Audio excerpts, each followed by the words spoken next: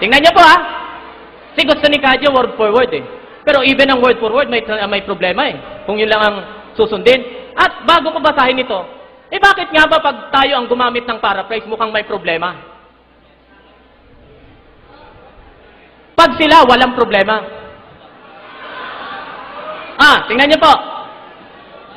Even word for word translation, however, cannot follow the Greek absolutely.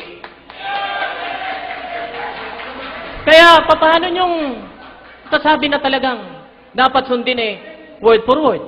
At kung talagang hindi maaasahang gamitin ang mga word for word o ang mga paraphrase na translation, di dapat po sana hindi nyo na ginagamit itong mga ito. Okay? Alam nyo po, may konti akong nalalaman sa Hebrew, ha? Tingnan nyo po, word for word translation. Yung salitang it. Ha? Okay? May salitang ganon sa Hebrew. Pero, wala kang maitra-translate at walang katapat na salita yon sa Tagalog, sa English man, o kahit sa lingwahe. Ay, paano masabi dapat word for word ang salin? Alam ko pong, alam nyo yan, na may mga ganyang problema. Okay? So, ulitin ko po. Walang natutulan si Kadyo sa aking itinindig kanina. Ang gusto ko sana, tutulan niya yung sinabi ng Ama patungkol kay Kristo na siya ang lumikha ng langit at lupa. Hindi yung babanggitin mo na ang Ama manlilikha. Paano yung talatang yun? Resolve mo yun. Ama mismo ang nagsabi, kung ako lang, huwag mong paniwalaan. Uulitin ko. Pahiram nga uli niyang Biblia na yan.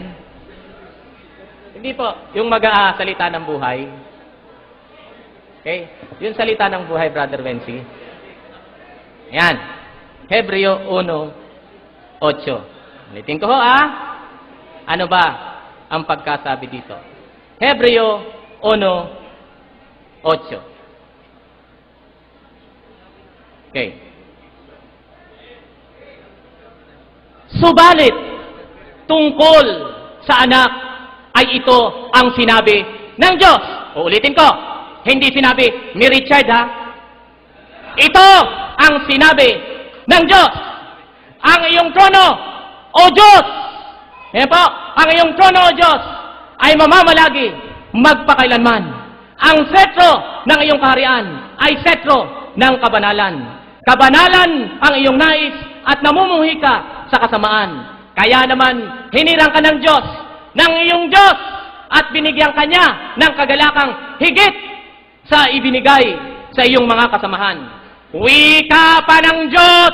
Uulitin ko, hindi wika ni Richard. Wika pa ng Diyos.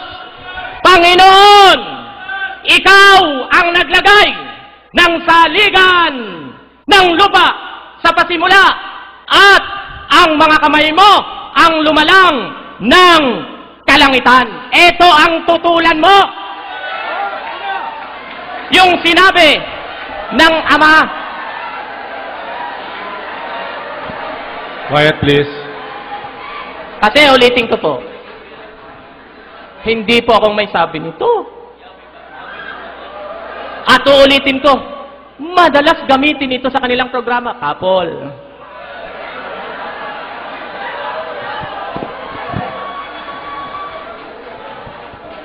Ulitin ko, kahit wala kang mababasa ng tunay na Diyos, paraphrase nga thought for thought. Kaya huwag mong hahanapin yung word. Okay, dito po, sa isang salin. Ginagamit din itong contemporary English version. Madalas ko pong makita ito sa inyong programa. Babatahin ko po dito sa John 1:1 ng contemporary English version. Sabi dito, John 1:1, in the beginning was the one who is called the Word. The Word was with God and was truly God. Verse 18, ano po ang sinasabi dito? No one has ever seen God, the only Son, who is truly God. Truly God na naman. Isa pa, truly God uli. Filipos 2:6. Ang sabi dito, Christ! Sino daw po? Christ was truly God!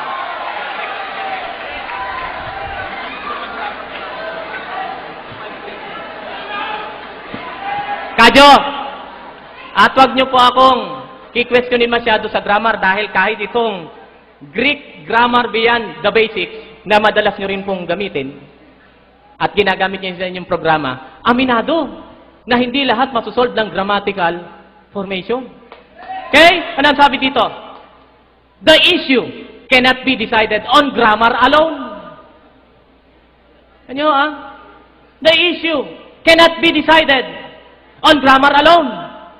But suffice it to say here that there are no grammatical reasons for denying that the alethenos theos, yung tunay na Diyos, is descriptive of Jesus Christ. Alam niyo kung ano pong issue ang niresolve dito ni Daniel Wallace? Yung issue ng 1 John 5:20. Kung sino ang tunay na Diyos doon na binabanggit. At dito, naniniwala itong si Wallace na si Kristo ang binabanggit doon na tunay na Diyos. Kaya mamaya, kung tututulan mo ang aking sinabi, si Wallace po ang iyong kalaban, hindi ako. Kaya nga, meron pa ba akong oras? Okay, babasahin ko ha, yung isang Biblia, ang Amplified Bible po. Babasahin ko po ito. Ulitin ko ha. Ito, thought for thought, ito, paraphrase ito. Paraphrase ito. Kaya mamaya pag nagtanong siya sa akin kung nasa uri, paraphrase nga eh. Okay. Ito po ang sinasabi sa 1 John 5:20. Ang sabi, and by the way, ito ay Hebrew at Greek scholar din ang author nito. Babae pa nga eh, kaya lang doktor din. Ang sabi dito, ganito. 1 John 5:20. And we have known positively, the Son of God has come to this world and has given us understanding and insight to perceive and come to know better and more clearly Him who is true. And we are in Him who is true, in His Son, Jesus Christ. This man is the true God and life eternal.